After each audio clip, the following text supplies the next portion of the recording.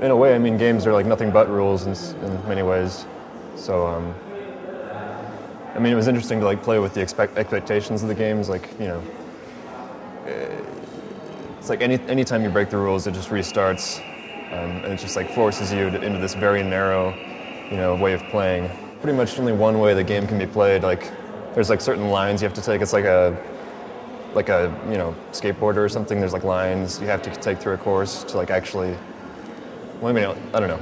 But there's like a gymnastic quality to it where you can't like change the way you go through a level. So like anytime anyone plays, if they finish the game, it's going to look the same way. I mean, once I got comfortable with just making them, you know, I started thinking about like ways to experiment with like, you know, the goals or like the whole like feeling of the game, and just to make it something other than fun, I guess.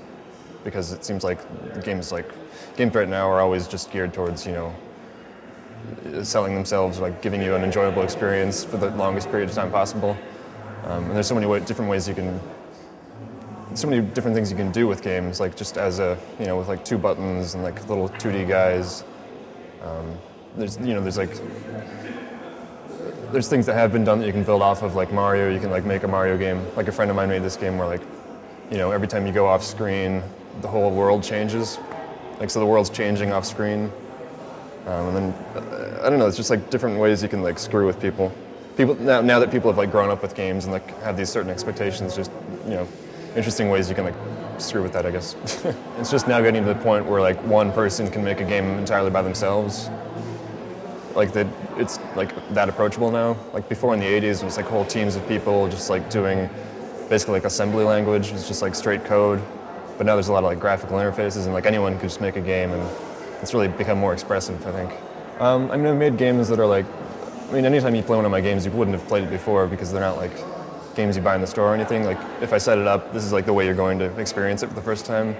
And sometimes with like different games, it's interesting to see people like sit down with them for the first time, like with an audience. Or sometimes they're multiplayer games, like 2-player games.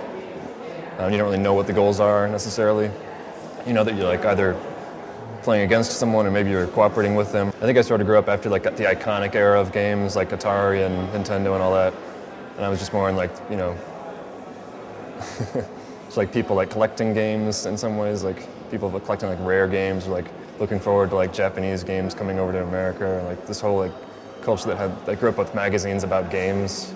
You know, we were like watching a lot of experimental film, and like, you know, everyone was making all this weird stuff. But I don't know, I feel like games are like a space where I sort of know like the whole of it. You know, like I grew up with them, and like I know like the history of them, but I've also know like the vocabulary of like making them pretty strongly. There's a lot of different interesting like emotions you can stir up with games, like nausea even, and, like with Paul Schertz, and like you can do like flickering stuff, and like all that can like also like tie into the gameplay of the game, which makes it all the more like real, I guess. It's like things you do affect the ways the game is, you know, trying to affect you, like through like, I don't know, like different ways the camera can move, I guess, in the game is one thing.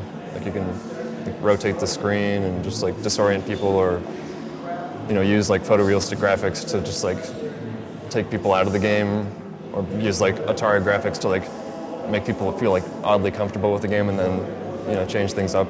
For games, at least, I mean, you can't have like, I don't think games, like videos of games are interesting. I mean, I don't want to say like something broad over like all art. I mean, I think games are like one interesting part of that, and like the ways you can like interact with games, and it's like a give and take, and like films can be like that too, but games are, I don't know.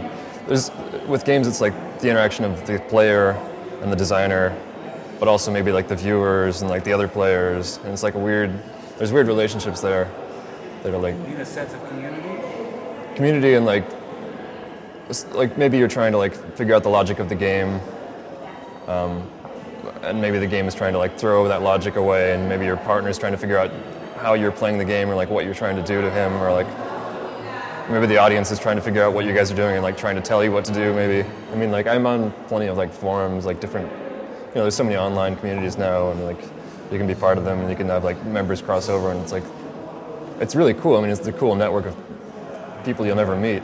Everyone's always talking about like games they want to make, and now it's sort of the time where you can do that. I just want to like let people know they can, and also just to like bring these games out and like have that new experience of just like a games show or something like that, or just like because I mean it's a new. I think it's a new venue that like people actually really want from the people I've talked to at least.